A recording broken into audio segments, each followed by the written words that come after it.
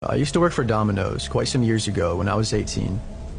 One night I was out making deliveries, and I had finally stumbled to the last house of the night. I was ready to get the night over with, as it was getting late, and I had school the next morning. The house was only a few miles from town, and maybe 6 or 7 miles from the Domino's that I worked at. But the property I was delivering to, and the atmosphere around the area, made me feel like I was in the boonies.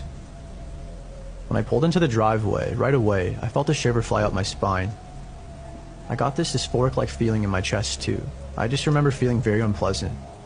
The driveway was a very long and narrow gravel driveway that stretched for probably a quarter mile. It looked like nothing short of a black hole from the end of the driveway before I pulled in. There were tons and tons of trees on both sides of the driveway, and the tree line on each side sat no more than 5 feet from the driveway, making it all the more eerie and dark. I sat at the end of the driveway for a brief moment as I was trying to get myself in check, because if I'm being honest, it was downright creepy and I was spooked. It didn't help that it was almost 10 o'clock at night and I kept hearing something before me in the trees. I realized that it was probably just some sort of animal, but still, it was an uncomfortable situation to be in for me. I remember hearing an owl whistling as well. It's hard to explain the way I felt. I just had such a bad feeling about the whole situation that lied ahead of me. But I had to deliver the pizza. There was no question about it. If I went back to my boss with the pizza and he found out that I didn't deliver it because I was scared, there is no doubt in my mind that he would have fired me. So I reminded myself that I was just overthinking and that everything was going to be okay. That all I had to do was drop the pizza off on the porch, as the customer already paid for it online, along with the tip. As I crept my way down the driveway and I got closer to the house, I saw a man sitting on the front porch, smoking a cigarette. The only light I could see that was coming from the house was the outside porch light, and the man was sitting directly under it. He hit his cigarette one last time and started walking over to me. As I was gathering his food and drinks, he had already made it to my car by the time I stepped out.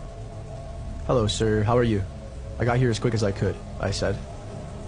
Then the man stared at me for what felt like way longer than he did, with a very irritated look on his face.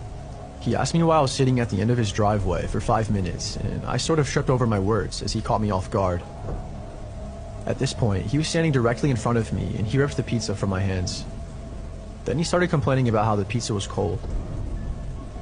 I was confused on how he knew I was sitting at the end of the driveway for a few minutes, as there is no way he could have saw me from the porch. Thinking about it now, I suppose he could have heard me, or maybe he had cameras that surveillance his property. But in the moment, I was thinking on my feet, and I didn't want to upset the customer further. I just really wanted to get out of there. So I told him that I had no clue what he was talking about.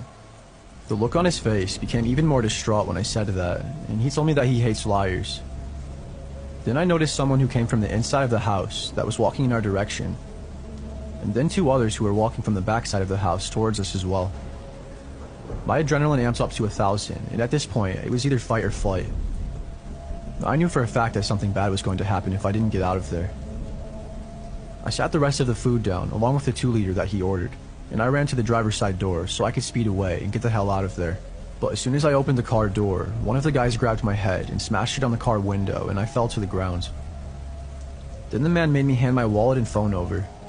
They told me to get out of here, and that if I told anybody, like the police, about what happened, that they would come for me and my family. They had my ID, so they knew where I lived, and that's just not something I wanted to risk. Luckily, I only had about $70 in my wallet. The rest of my money was in my bank account, so as soon as I got home, I asked to borrow my girlfriend's phone. I called the 24/7 hotline number to cancel all of my cards and report them stolen. That way they wouldn't be able to have access to my money. I got a new ID and everything was okay. For anyone reading this that does any sort of delivery driving, at night especially, please stay safe out there and listen to your gut no matter what. It might just save your life.